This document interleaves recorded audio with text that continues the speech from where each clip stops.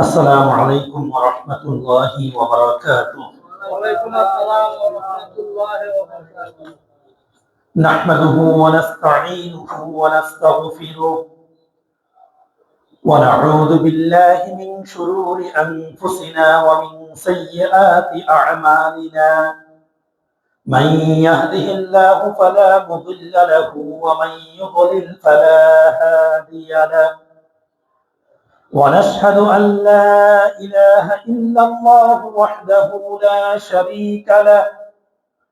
ونشهد أن سيدنا ونبينا وشفيعنا وحبيبنا ومولانا محمد صلى الله عليه وسلم عبده ورسوله أرسله بالحق بشيرا ونذيرا وداعيا إلى الله بإذنه وسراجا منيرا.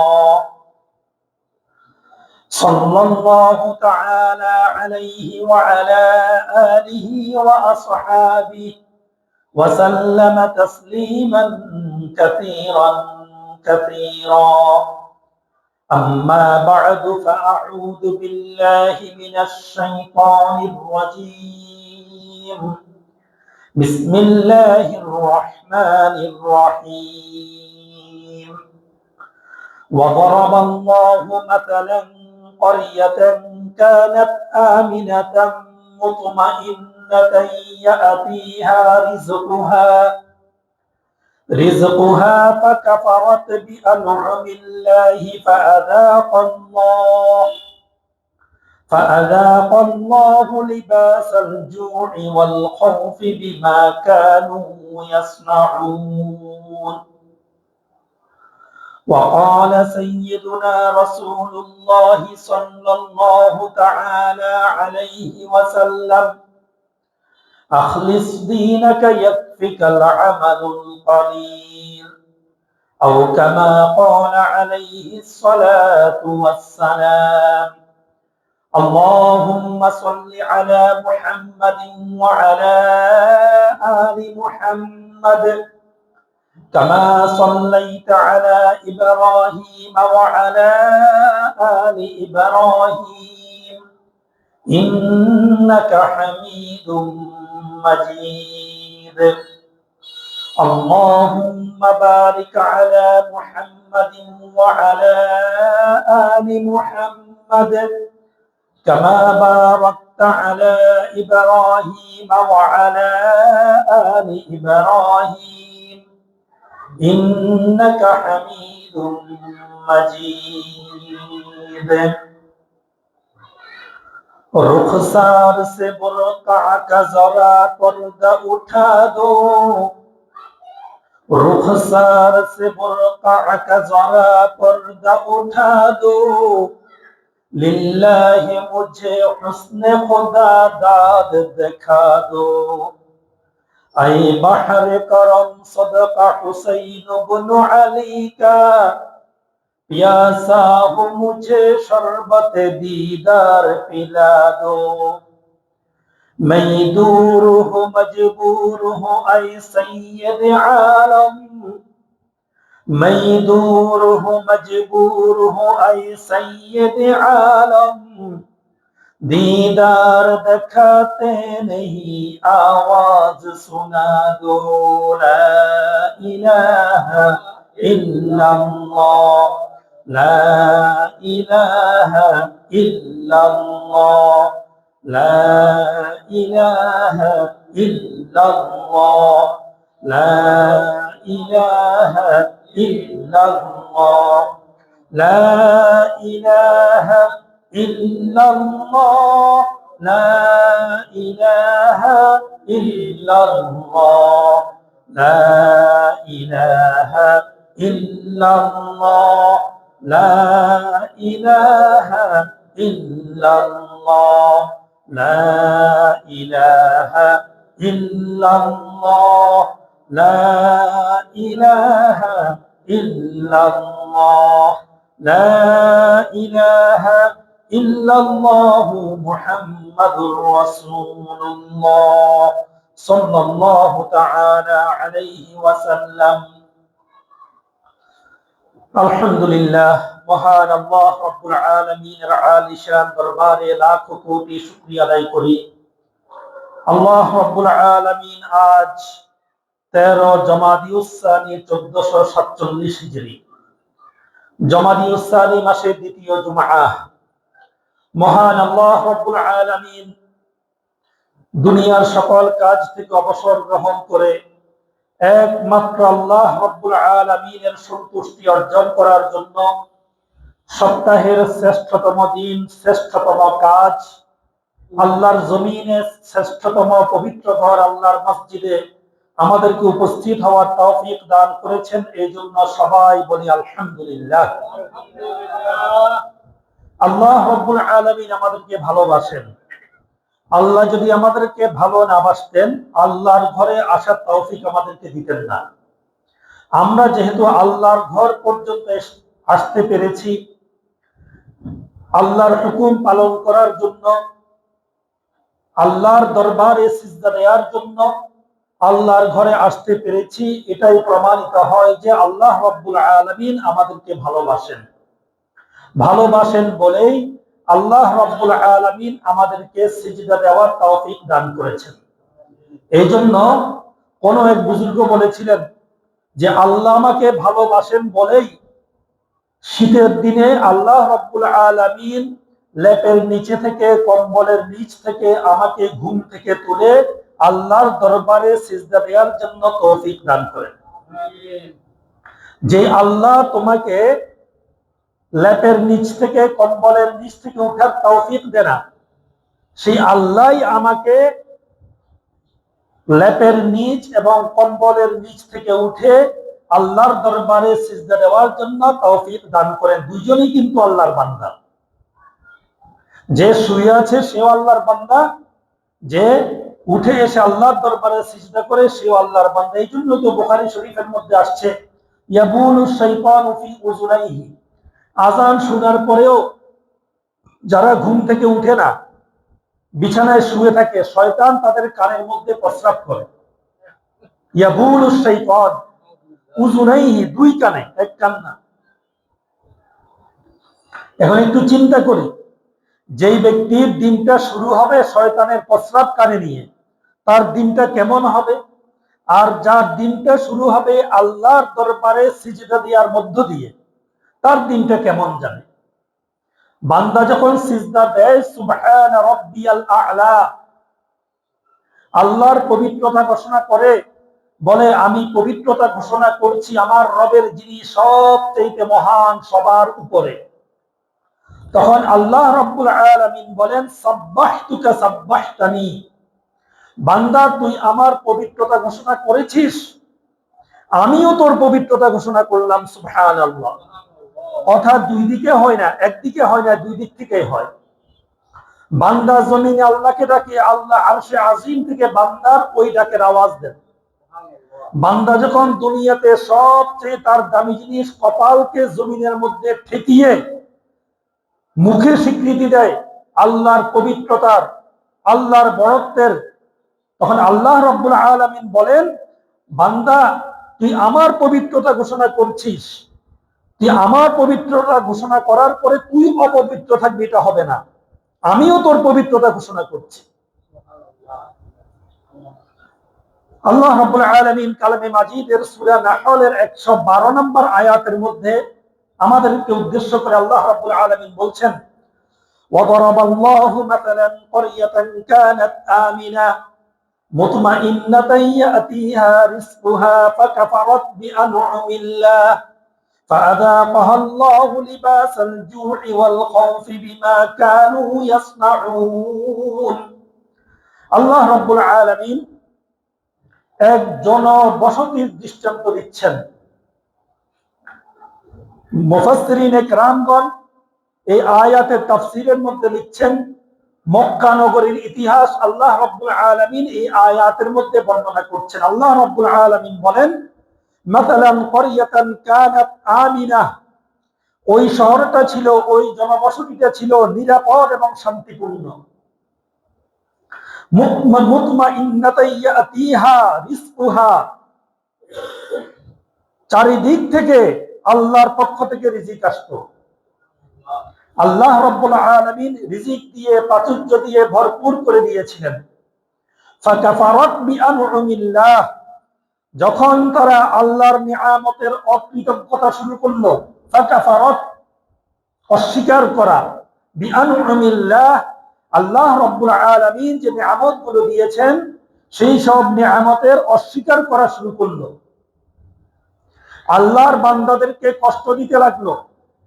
রাসূল করিম সাল্লাল্লাহু তাআলা আলাইহি ওয়াসাল্লাম সাহাবায়ে কেরামদেরকে কষ্ট দিতে লাগলো। যারা আল্লাহর কথা বলে, আল্লাহর দিকে ডাকে, তাদেরকে কষ্ট দিতে লাগলো। আল্লাহ রাব্বুল আলামিন যে নিয়ামতগুলো দিয়েছেন ওই নিয়ামতের শুকরগুজার না করে আল্লাহর নাফরমানি করা শুরু করলো। আল্লাহ রাব্বুল আলামিন তার নিয়ামতগুলোকে উঠিয়ে নেওয়া শুরু করলেন। আল্লাহ রাব্বুল আলামিন কি করলেন? ফাআযাকাহুল্লাহু লিবাসাল জু'র ওয়াল খাউফি বিমা কানু ইয়াসনাউন। এই যে আল্লাহর নাফরমানি করার কারণে, আল্লাহর অকৃতজ্ঞতা করার কারণে, আল্লাহকে অস্বীকার করার কারণে আল্লাহ রাব্বুল আলামিন তাদেরকে ক্ষুধা এবং ভীতির পোশাক পরালেন। এই জন্যই আমি দুনিয়াতে যে সকল কাজগুলো করব সেই সকল কাজগুলা আসমানে উঠে যাবে, আরশে আজিমে উঠে যাবে। ওখান থেকে ফয়সালা হবে আমি দুনিয়াতে কিভাবে থাকবো। আমার দুনিয়াতে ভালো থাকা, সুন্দরভাবে থাকা, এটা নির্ভর করবে আমার আমলের উপর, আমার কাজের উপর। আল্লাহ রাব্বুল আলামিন তো আমাদেরকে দুনিয়াতে পাঠিয়েছেন আল্লাহর প্রতিনিধিত্ব করার জন্য, আল্লাহর দূত হিসেবে, আল্লাহর খলিফা হিসেবে। আমাদের কাজ শুধু একটাই, আল্লাহর ইবাদত করা। আল্লাহ রাব্বুল আলামিন তো বলেছেন, ওমা খালাকতুল জিন্না ওয়াল ইনসা ইল্লা লিয়াবুদুন, আমি জিন এবং মানব জাতিকে সৃষ্টি করেছি শুধু আমার ইবাদত করার জন্য। আমার ইবাদত তারা করবে, বিনিময়ে সারা পৃথিবী তার ইবাদত করবে। আমার বান্দা আমার ইবাদত করবে, বিনিময়ে সারা পৃথিবী আমার বান্দার ইবাদত করবে। হ্যাঁ, ইবাদত করেছে, প্রমাণ আছে। সাহাবায়ে কেরামগণ, উলামায়ে কেরামগণ প্রমাণ। তারা চান নাই, তাদের কাছে চলে এসেছে, চাওয়ার আগে চলে এসেছে। সম্পর্ক যখন আল্লাহর সাথে করে ফেলেছিলেন, আর আল্লাহ রাব্বুল আলামিনের যখন অস্বীকার করা হয়েছে, আল্লাহর নিয়ামতের অস্বীকার করা হয়েছে, দুনিয়াতে যখন পাপাচার বৃদ্ধি করে দিয়েছে, আল্লাহ রাব্বুল আলামিন যে সকল নিয়ামতগুলো দিয়েছিলেন আসমান থেকে, আল্লাহ রাব্বুল আলামিন সেই সকল নিয়ামতগুলো তুলে নিয়ে আল্লাহ রাব্বুল আলামিন কি করলেন? পোশাক পরালেন। কিসের পোশাক? লিবাসাল জু'i ওয়াল খাউফি, ভয় এবং ক্ষুধার পোশাক। আমরা এত কাজ করি, সারাদিন রাত দিন 24 ঘন্টা কেন করি? ক্ষুধা নিবারণের জন্য। ঠিক তো? আমাদের একটাই চাওয়া, একটু ভালো খাবো, ভালো পরবো, ভালো কাপড় পরা, ভালো খাওয়া। আমার সন্তানকে যেন আমি ভালো খাওয়াতে পারি, ভালো পড়াতে পারি, এটাই আমার প্রাণ চেষ্টা। আল্লাহ রাব্বুল আলামিন বলেন, ফাকাফারাত বিআনউমিল্লাহ, আমি আল্লাহ রাব্বুল আলামিন ইয়াতিহা রিজকুহা, চতুর্দিক থেকে আমি আল্লাহ রাব্বুল আলামিন তাদেরকে রিজিক দিয়েছি। সাগরে মাছ দিয়েছি, মাছ চাষ করতে হয় না, ঠিক না? কি ভাই, ইলিশ মাছ চাষ করতে হয়? ইলিশ মাছ তো খোদার দান, ঠিক না? অনেক গাছের মধ্যে অনেক ফল দেখা যায় যেগুলো চাষ করতে হয় না, এমনি এমনি উঠে।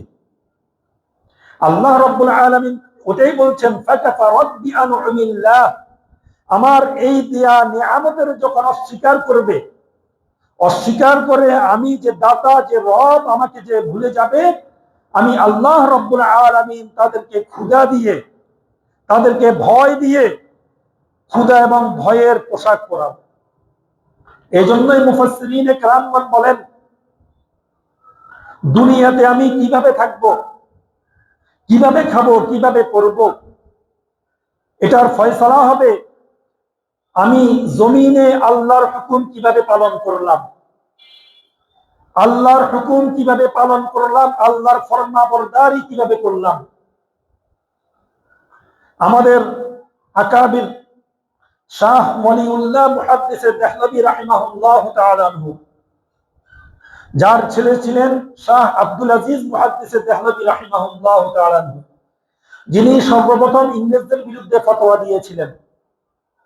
হিন্দুস্তান দারুল হরব হয়ে গেছে, প্রত্যেক মুসলমানদের উচিত এদের বিরুদ্ধে জিহাদ করা।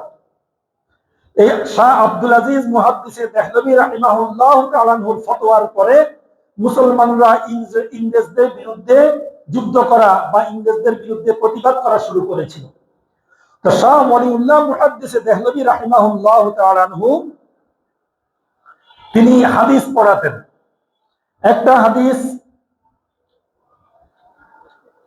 উলামা উম্মতি কাআনবিয়া বানি ইসরাঈল, রাসূল করিম সাল্লাল্লাহু তাআলা আলাইহি ওয়াসাল্লাম ইরশাদ করেছেন, আমার যুগের উম্মত যারা, আমার যুগের উলামায়ে কেরাম যারা হবে, আমার উম্মতের মধ্যে যারা উলামায়ে কেরাম হবে, তারা হবে বনি ইসরাঈলদের নবীদের মত। কেমন কথা! আমার উম্মতদের আলেম যারা, আমার উম্মতদের মধ্যে যারা আলেম হবেন, তারা কার মতো? বনি ইসরাঈলদের নবীদের মতো। নবী না কিন্তু, আবার নবীদের মতো, অর্থাৎ ওই নবীদের যেসব গুণ ছিল ওলামায়ে কেরামদের মধ্যে এই ধরনের কিছু গুণ থাকবে। নবীরা তো নিষ্পাপ, ওলামায়ে কেরাম তো ভুল হয়, গুনাহ হয়, ওনারা তো মানুষ। আমরা তো এটা বিশ্বাস করি সকল নবী রাসূলগণ নিষ্পাপ, এটা আমাদের ঈমান। আমানতু বিল্লাহি ওয়া মালাইকাতিহি ওয়া কুতুবিহি ওয়া রুসুলিহি। তো শাহ ওয়ালিউল্লাহ মুহাদ্দিস দেহলভী রাহিমাহুল্লাহ তাআলা আনহু চিন্তা করতেছিলেন, এটা কি আসলেই কি হাদিস, সহিহ হাদিস, নাকি কোনো দুর্বল হাদিস? আমার উম্মতের উলামায়ে কেরাম বনি ইসরাঈলদের নবীদের মতো। তো তিনি এটা চিন্তা করতে করতে মোরাকাবায় বসে গেলেন, ধ্যানে বসে গেলেন। ধ্যানে বসে তিনি দেখলেন আল্লাহ রাসূলের একটা মজলিস। সবাই বলি সুবহানাল্লাহ, স্বপ্নে না কিন্তু বাস্তবে, ধ্যানে বসে আল্লাহ রাসূলের একটা মজলিস। ওই মজলিসের মধ্যে আল্লাহ রাসূলের উম্মতরা আছে, হযরত মূসা আলাইহিস সালাতু ওয়াস সালাম আছে। হযরত মূসা আলাইহিস সালাতু ওয়াস সালাম আমাদের নবী সাইয়্যিদুল মুরসালিন রাহমাতাল লিল আলামিন হযরত মুহাম্মদ মুস্তাফা সাল্লাল্লাহু তাআলা আলাইহি ওয়াসাল্লামকে বললেন, ইয়া হাবিবাল্লাহ, ভাই মুহাম্মদ, আপনি যে বলেছেন আপনার উম্মতেরা বনি ইসরাঈলদের নবীদের মতো, এই কথাটা কি ঠিক? বলে হ্যাঁ, এটা আপনি বলেছেন? বলে হ্যাঁ, আমি বলেছি। এই কথাটা কি ঠিক? বলে হ্যাঁ, ঠিক। কিভাবে? আমি আপনার উম্মতদের থেকে একটা পরীক্ষা নিব। হযরত মূসা আলাইহিস সালাতু ওয়াস সালাম বলছেন। তো হযরত নবী করিম সাল্লাল্লাহু তাআলা আলাইহি ওয়াসাল্লাম বলেন, নেন, পরীক্ষা নেন। এখন ওই মজলিসের মধ্যে সামনে যারা বসছিলেন তাদের একজনকে বললেন, এই তুমি দাঁড়াও, তোমার পরিচয় দাও।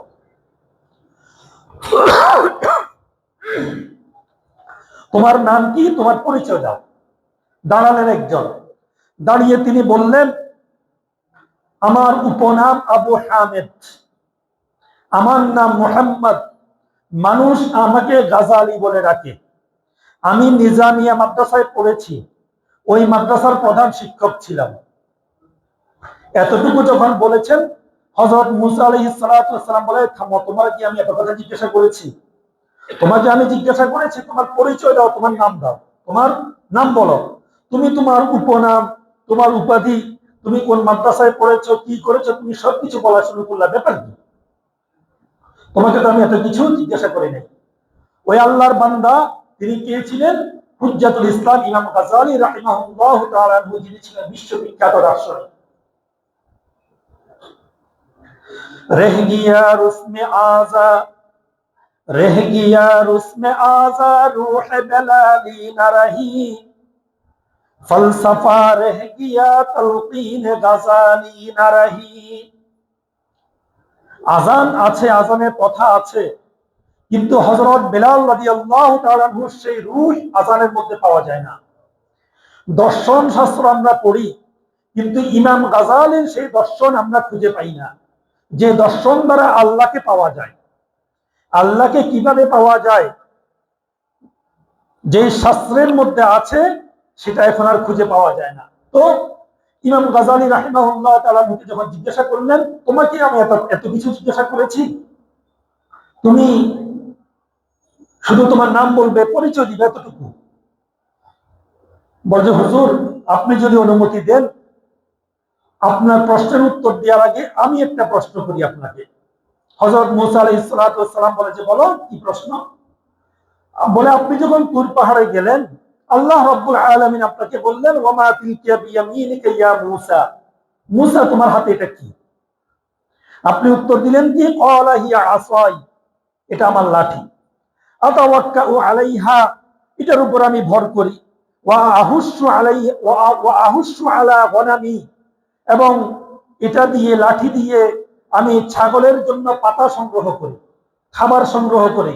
ওয়ালিয়া ফিহা মাআরিবু উখরা, এবং আমি এই লাঠি দিয়ে আরো অনেক কাজ করি। হুজুর বলেন তো দেখি, আল্লাহ রাব্বুল আলামিন আপনাকে জিজ্ঞাসা করেছেন শুধু একটা কথা, ওয়ামা তিলকা বিয়ামিনিকা ইয়া মূসা, মূসা তোমার হাতে এটা কি? আপনি শুধু একটু উত্তর না দিয়ে, আমার হাতে এটা লাঠি, এটা না দিয়ে আপনি এত কথা কেন বললেন? এটা আমার লাঠি, এটার উপর আমি ভর করি, এটা দিয়ে আমি আমার ছাগলের জন্য পাতা সংগ্রহ করি, এবং এটা দিয়ে আমি আরো অনেকগুলা কাজ করি, আপনি এত কথা কেন বললেন? তো হযরত মূসা আলাইহিস সালাম উত্তর দিলেন, আরে আল্লাহর বান্দা, তুমি তো বুঝো না, আমার সবচাইতে আপনজন, আমার মাশূক, আমার প্রেমাস্পদ তো আমার আল্লাহ। আমার আল্লাহর সাথে কথা বলার যখন একটু সুযোগ পেয়েছি, আমি তো আমার আল্লাহর সাথে কথা বাড়াতেই থাকবো। কেন? আমি আমার আল্লাহর সাথে যতক্ষণ কথা বলবো ততক্ষণ তো আমার কাছে মজা লাগবে। আমি আমার আল্লাহকে পেয়েছি কথা বলার জন্য, আল্লাহকে আমার সামনে পেয়েছি, আল্লাহ আমার সাথে কথা বলছেন, আমি কি শুধু একটা শব্দে শেষ করে দিব? আমি কি এত বোকা? এই জন্য আল্লাহ রাব্বুল আলামিন আমাকে একটা প্রশ্ন করেছেন, আমি আল্লাহ রাব্বুল আলামিনকে ওই একটা প্রশ্নের উত্তরে অনেকগুলো প্রশ্ন করেছি, অনেকগুলো উত্তর দিয়েছি। আল্লাহ রাব্বুল আলামিন যদি আরেকটু কথা বলেন আমার সাথে, তাহলে আমি আরেকটু কথা বলতে পারবো, আমার কাছে এটা ভালো লাগবে। তখন ইমাম গাজালী রাহিমাহুল্লাহ তাআলা বলেন, ও আল্লাহর প্রিয় রাসূল, উলুল আজমি, আল্লাহর সবচেয়ে প্রিয় রাসূলদের মধ্যে আপনি একজন। আপনাকে এখানে মজলিসে পেয়েছি, আপনার উপাধি হচ্ছে কালিমুল্লাহ, আপনি আল্লাহর সাথে কথা বলেছেন। আপনি যে মানুষ, আল্লাহ রাব্বুল আলামিনকে পেয়ে আল্লাহর সাথে একটা প্রশ্নের উত্তরে এতগুলো কথা বলেছেন। আমি আপনার মতো একজন সম্মানিত রাসূলকে পেয়ে আমি কেন কথা বাড়াবো না? আমিও তো চাই আপনার সাথে আমি বেশি বেশি কথা বলতে। আমি যদি আপনার সাথে বেশি কথা বলি, আমার কাছে তৃপ্তি লাগবে। এই জন্যই তো আমি আমার বংশ পরিচয় সবকিছু আমি বলে দিয়েছি। যদি না কথাটা আর একটু দীর্ঘায়িত হয়, আর একটু সময় পাই, আমার কাছে আরো ভালো লাগবে। তখন হযরত মূসা আলাইহিস সালাম আল্লাহ রাসূলকে বললেন, হ্যাঁ হ্যাঁ ভাই মুহাম্মদ, আপনি ঠিক বলেছেন। উলামা উলামা উম্মতি কাআম্বিয়া বানি ইসরাইল, আপনার উম্মতের উলামায়ে কেরাম বনি ইসরাইলদের নবীদের মতো। যে কথাটা আপনি বলেছেন এটা ঠিক বলেছেন, এটা সহি। হযরত শাহ ওলিউল্লাহ মুহাদ্দিসে দেহলভী রাহিমাহুল্লাহ তাআলা আনহু মুরাকাবায় বসে এই হাদিসটা যে সহিহ, তিনি এটা আল্লাহ রাসূল থেকে সত্যায়িত করে দিলেন। এখান থেকে কি বুঝলাম? আল্লাহ রাব্বুল আলামিনের সাথে যখন আমার একটা সম্পর্ক হয়ে যাবে, আমি বেশি বেশি ইবাদত করতে মন চাইবে, আল্লাহর কথা বেশি বেশি শুনতে মন চাইবে, আল্লাহর কালাম বেশি বেশি পড়তে মন চাইবে। আমার কাছে মজা তো এটাই। প্রশ্ন করেছে শুধু একটা, তোমার পরিচয় দাও। তিনি ওই প্রশ্নের উত্তরে সবকিছু বলে দিলেন। কারণ কি? আল্লাহ রাব্বুল আলামিনের জলিলুল কদর একজন নবী রাসূল, তার সাথে কথা বলার সুযোগ এ দুনিয়াতে আর পাবো না। সুযোগ পেয়েছে, এটা কাজে লাগে। এই জন্য আল্লাহ রাব্বুল আলামিন বলেন, আল্লাহ রাব্বুল আলামিন ওই একটা জনপদের উদাহরণ দিচ্ছেন, যে জনপদটা ছিল শান্তিতে পরিপূর্ণ। মক্কা নগরীর কথা বলছেন। যখন মক্কার বাসিন্দারা, মক্কার কাফেররা আল্লাহ রসুলকে মক্কা থেকে বিতাড়িত করে দিল, আল্লাহ রাব্বুল আলামিন তার নিয়ামতগুলোকে ওইখান থেকে তুলে ফেললেন। ফাকাফারাত বিআনউমিল্লাহ লিবাসাল জু'i ওয়াল খাউফি বিমা কানু ইয়াসনাউন। আল্লাহ রাসূলকে, আল্লাহ রাসূলের কারণে আল্লাহ রাব্বুল আলামিন নিয়ামত দিয়েছিলেন। আল্লাহকে অস্বীকার করার কারণে, আল্লাহর সাথে কুফরি করার কারণে, আল্লাহর নাফরমানি করার কারণে আল্লাহ রাব্বুল আলামিন আসমান থেকে যে রিজিক দিচ্ছিলেন সেই রিজিক বন্ধ করে দিলেন। আল্লাহ তো বলেছেন ওয়াফিস সামাই রিজকুকুম ওয়া মা তুআদুন, তোমাদের রিজিক আসমানে, জমিনে না।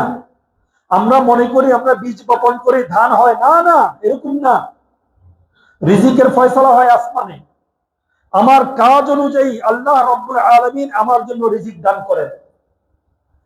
আমি যখন আল্লাহর নাফরমানি করা শুরু করব, বিআনউমিল্লাহ ফাকাফারাত বিআনউমিল্লাহ ফাআযাকাহা আল্লাহু লিবাসাল জু', আল্লাহ রাব্বুল আলামিন ওই রিজিক আমাদের থেকে তুলে নেবেন, আমাদেরকে ক্ষুধা দিয়ে কষ্ট দিবেন, আমাদেরকে ভয় দিয়ে কষ্ট দিবেন আল্লাহ রাব্বুল আলামিন। এই জন্যই তো আল্লাহ রাসূল বলেছেন ইন্নামা তুরযাকুনা বিদুআফাইকুম, তোমরা রিজিক পাও তোমাদের মধ্যে যারা দুর্বল তাদের কারণে। আমরা মনে করি আমাদের যাদের শক্তি আছে তারা বেশি উপার্জন করতে পারি, ঠিক না কি ভাই? ঠিক না?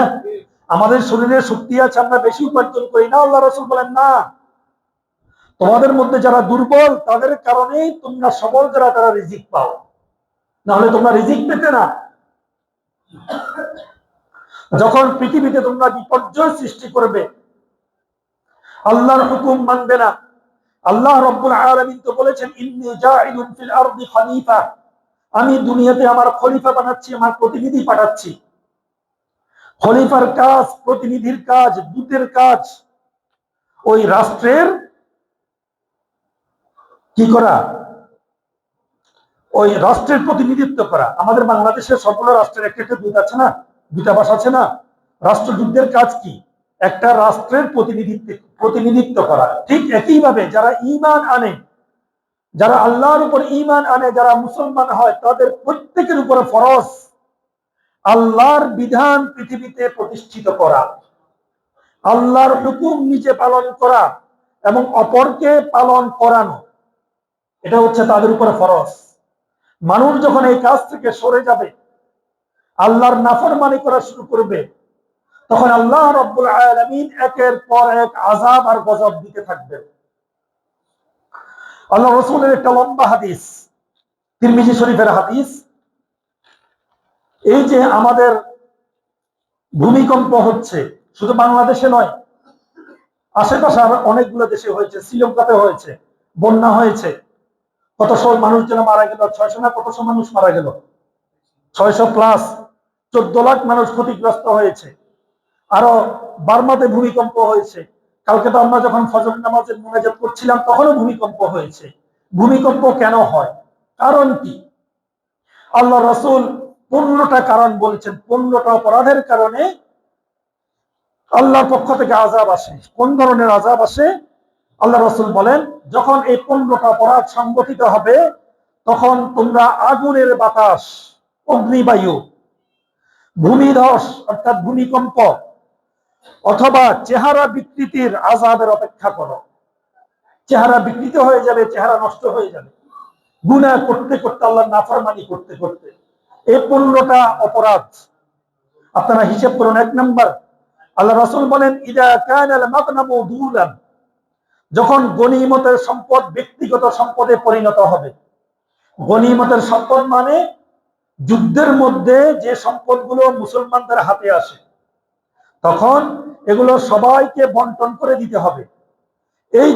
এই গনিমতের সম্পদগুলোকে যিনি পাবেন তিনি নিজের সম্পদ মনে করবেন। 1 নাম্বার। ওয়াল আমানাতু মাগনামান, যখন আমানত লুটের সম্পদে পরিণত হবে। আমার কাছে আমানত, আমি এলাকার চেয়ারম্যান, এলাকার মেম্বার, আমার কাছে চাল আসছে 10 বস্তা, 10টা পরিবারকে দেওয়ার জন্য, আমি 10টা পরিবারকে ডাকলাম, ফটো সেশন করলাম, দিলাম 2 বস্তা, সবাইকে ভাগ করে দিলাম, বাকি 8 বস্তা আমার কাছে রেখে দিলাম। এটা নিজের মনে করে নিজে লুণ্ঠন করলাম, লুট করলাম। আল্লাহ রাসূল বলেন তখন এই আযাবগুলো আসবে। 3 নাম্বার, ওয়াজ যাকাতু মাকরামান, যাকাতকে যখন জরিমানা হিসেবে গণ্য করা হবে। যাকাত যাকাত যাকাত আমার উপরে ফরজ, আমার সম্পদের যাকাত আছে। এখন যদি বলে কিসের যাকাত, টাকা তো আমার, আমি টাকা দিব না। সমাজের মধ্যে এরকম কিছু মানুষ আছে না, কিসের সম্পদ, আমি, টাকা তো আমার, আমি দিব কেন? 4 নাম্বার, ওয়া আতাআর রাজুলু যাওজাতাহু, বলবো 4 নাম্বারটা। পুরুষরা যখন তাদের স্ত্রীর আনুগত্য করবে, পুরুষরা যখন তাদের স্ত্রীর আনুগত্য করবে, স্ত্রী যা বলে তাই শুনবে, স্ত্রীর কারণে মা বাবাকেও ঘর থেকে বের করে দিবে, এগুলো এই সমাজে নাই, ঠিক না? 5 নাম্বার, ওয়া আত্তা উম্মাহু, যখন সন্তান মায়ের অবাধ্য হবে। 6 নাম্বার, ওয়া বাররা সাদিকাহু, বন্ধুদের সাথে ভালো ব্যবহার করবে, বন্ধুদেরকে বেশি প্রাধান্য দিবে। ওয়া জাফা আবাহু, পিতার সাথে খারাপ ব্যবহার করবে। এই আপনি বুড়া মানুষ, আপনি চুপ থাকেন তো, আপনি কিছু জানেন না, আমার এই বন্ধুটা অনেক ভালো জানে, ওর পরামর্শ মতো আমি কাজ করব। আপনি বুড়া মানুষ, আপনি চুপচাপ থাকেন।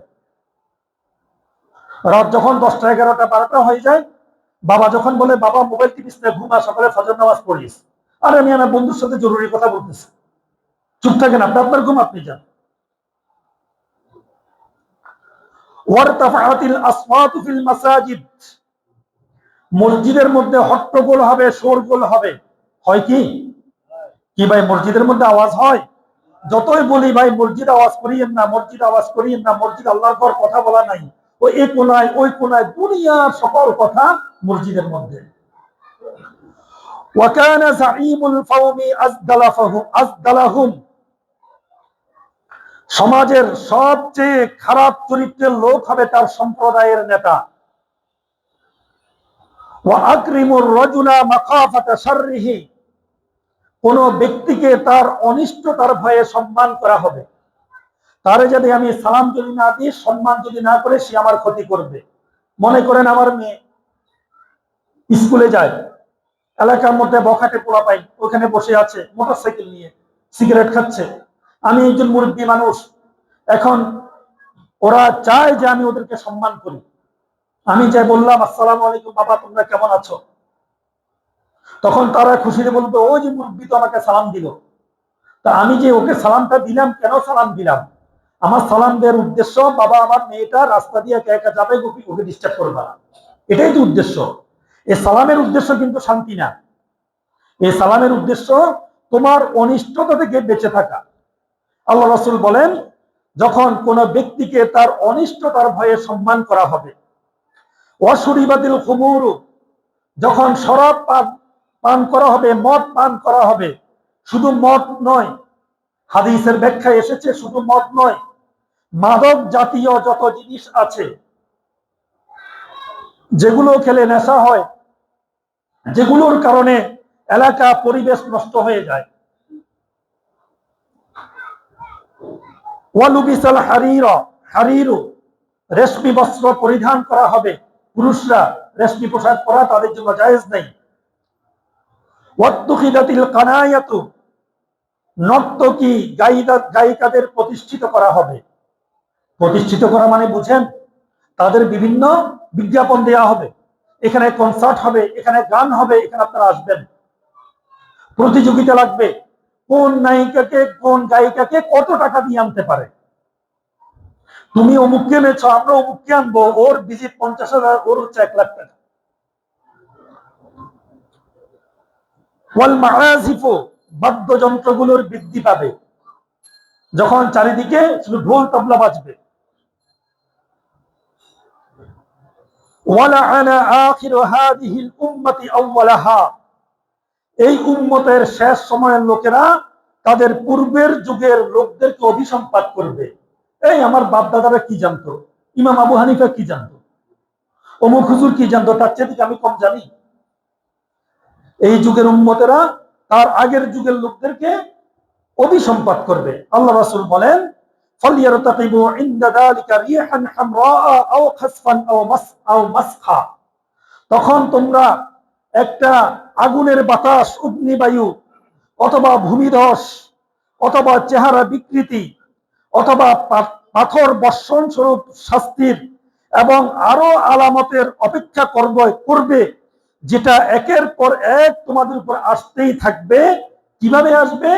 যেভাবে পুরান পুঁতির মালা ছিঁড়ে গেলে একের পর এক পুঁতিগুলা ঝরে পড়তে থাকবে। সবাই বলি না নাউযুবিল্লাহ। 15টা অপরাধ, এই 15টা অপরাধ, এগুলো থেকে যদি আমরা বেঁচে থাকতে পারি, আল্লাহ রাব্বুল আলামিন এই আযাবগুলো থেকে আমাদেরকে হেফাজত করবেন। এই আযাবগুলো থেকে হেফাজতে থাকার একমাত্র ঔষধ হচ্ছে আল্লাহ রাসূল যে 15টা কথা বলেছেন, 15টা অপরাধ করেছেন, এই 15টা অপরাধ থেকে দূরে থাকা। যদিও আমরা অপরাধ করে ফেলেছি, এগুলোর জন্য আল্লাহর দরবারে অনুতপ্ত হয়ে মাফ চাওয়া। আল্লাহ করে ফেলেছি আর করব না, আল্লাহ তো এটাই চান। বান্দা তওবা করবে, আমার কাছে মাফ চাইবে, আমি মাফ করে দিই, আল্লাহ এটাই চান। আমি আপনাদেরকে আবারও বলছি, 1 নাম্বার, যখন গনিমতের সম্পদ ব্যক্তিগত সম্পদে পরিণত হবে। 2 নাম্বার, আমানত, আমার কাছে কেউ কিছু আমানত রাখলো, এটা আমি পরে নিজের মনে করে ফেললাম, লুট করে ফেললাম, আমানত লুটের সম্পদে পরিণত হবে। 3 নাম্বার, যাকাতকে জরিমানা হিসেবে গণ্য করা হবে।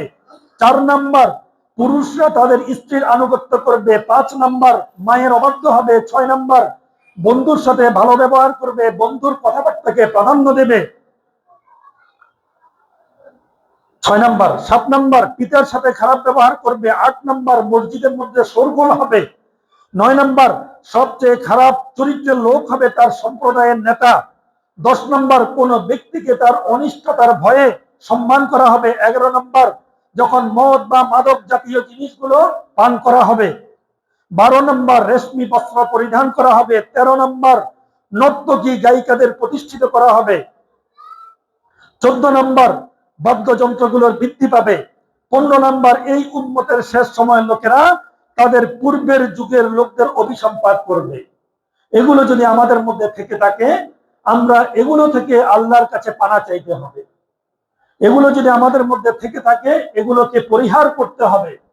তাহলেই আল্লাহ রাসূল আমাদেরকে বলে গিয়েছেন কখন আযাব আসবে, কেমন আযাব আসবে, কেমন গজব আসবে, আযাবগুলো কেমন হবে। আল্লাহ রাসূল বলেন, তখন তোমরা অগ্নিবায়ু, আগুনের বাতাসের অপেক্ষা করো। যদি এগুলো হয়, তোমরা ভূমিধসের অপেক্ষা করো, চেহারা বিকৃতির অপেক্ষা করো। তোমাদের চেহারাগুলো ঠিক থাকবে না, চেহারা নষ্ট হয়ে যাবে। তোমাদের চেহারা দেখে মানুষ তোমাদের কাছে আসবে না, দূরে সরে যাবে। তোমাদের চেহারা ভয়ঙ্কর হয়ে যাবে। পাথর বর্ষণ হবে আসমান থেকে। আর আরো আলামতের অপেক্ষা করো, যেগুলো একের পর এক, একটার পর একটা শুধু আসতেই থাকবে। কিভাবে আসবে? পুরান পুঁতির মালাগুলো ওটা ছিঁড়ে যাওয়ার পরে একটার পর একটা পুঁতি যেভাবে পড়ে যায় খুব দ্রুত, ওইভাবে একটার পর একটা গজব আসতে থাকবে। আল্লাহর এই গজব সামলানোর ক্ষমতা কি আমাদের আছে? আল্লাহর এই গজব মোকাবেলার ক্ষমতা কি আমাদের আছে? যদি না থাকে তাহলে কি করতে হবে? আল্লাহ রাসূল যে হাদিসের মধ্যে 15টা কথা বলেছেন, 15টা বাক্য বলেছেন, এগুলো আমাদেরকে শিখতে হবে, জানতে হবে রাসূল কি কি কথা বলেছেন, কোন অপরাধের কি শাস্তি, কোন অপরাধের কি শাস্তি। এগুলো থেকে যদি বেঁচে থাকতে পারি, আল্লাহ রাব্বুল আলামিন আমাদের জন্য নিয়ামত দান করবেন। ফাকাফা রাব্বি আনউমিল্লাহ। আর যদি আল্লাহর নিয়ামতের অস্বীকার যদি করি, আল্লাহর নাফরমানি যদি করি, আল্লাহ রাব্বুল আলামিন তার যে নিয়ামতগুলো দিয়েছেন এগুলোকে আমাদের থেকে নিয়ে যাবেন। লিবাসাল জু'i ওয়াল খাউফি, আল্লাহ রাব্বুল আলামিন আমাদেরকে ভয়ের কাপড় পরাবেন। লিবাসাল জু'i, ক্ষুধার কাপড় পরাবেন।